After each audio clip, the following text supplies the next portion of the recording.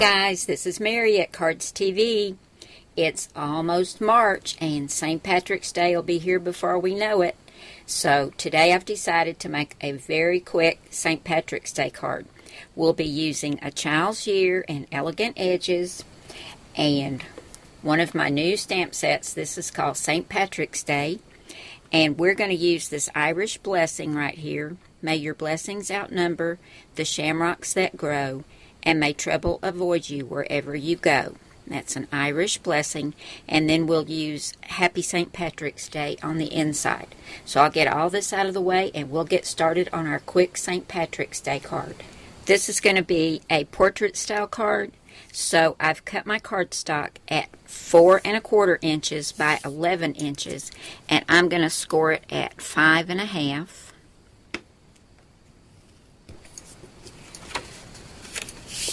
And that gives us a 4 1/4 by 5 1/2 inch portrait style card.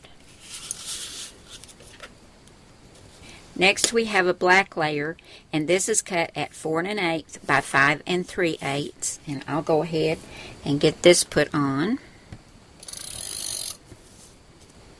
Our next layer is this beautiful green and ivory. This is from Reminisce, and it's called Celtic Crosses. I think it's so pretty. I've inked around all the edges with some Tim Holtz Tea Dye Distress ink, and we're not going to put that on our card base just yet because I've got some really pretty green seam binding that my good friend Karen dyed and sent to me. I just love this green, and I'm going to just put this right down here loosely across the bottom. So I'll just put some tape on just a few places on the seam binding.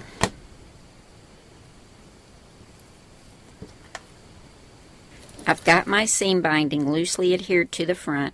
Now I'm going to take another piece and run right through here and tie it in a knot. But I like to keep that kind of wrinkled look as well. And now we can go ahead and add this to our card base. I wanted a mat to stamp my Irish blessing on and adhere to the front. So in the Elegant Edges cartridge on page 25, I came right over here to this oblong, and this is Swirl 1, and I cut the first oblong that has my sentiment on it.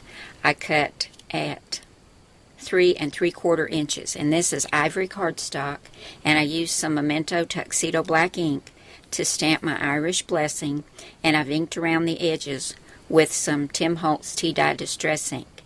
And then for a shadow for that, I took another piece of black and I came down here to shadow and cut the shadow also at 3 3/4 inches. I'm going to adhere these together, and then I'm going to use some foam tape to adhere this right here to the front. I love the way that looks. I've got my Irish blessing on 2 thicknesses of foam tape, and I'm going to center it right here on the front of my card. Now, from the Child's Year cartridge, this is my favorite shamrock. It looks so real. And I've cut 3 of these. I cut 2 just like this, and then I cut 1 on flip.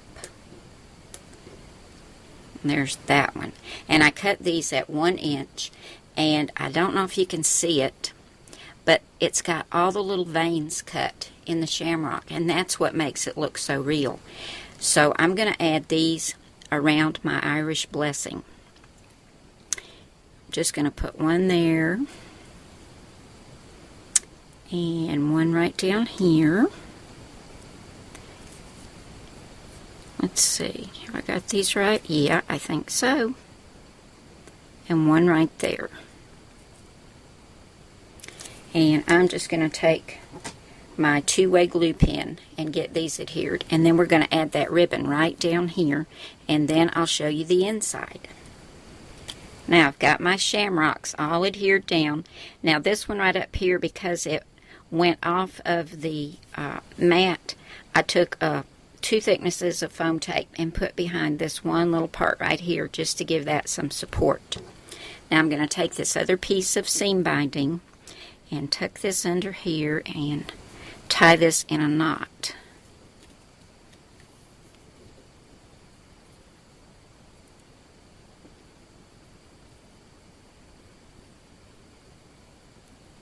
Now I don't want to pull it too tight because I want it to keep that wrinkled look. Let's see if I can get it in a bow. I decided to go ahead and tie the seam binding into a bow, and I love the way it turned out. I think that's so pretty. Now for the inside, I've already got this all cut and adhered together. I took a piece of black cardstock, and this is cut at 3 3/4 by 4 3/4. I stamped Happy St. Patrick's Day using Memento Tuxedo black ink on my ivory mat, and this is 3 1/4 by 4 1/4, and I cut 3 more shamrocks. These two I cut at 1.5 inches, and this one is cut at 1 3/4 inches, and let's see, I cut one of them on flip. That would be this one, I think. And I'm going to go ahead and adhere this to the inside, and our card will be done. See how quick and easy this was? Here's my finished St. Patrick's Day card. I think it turned out so pretty.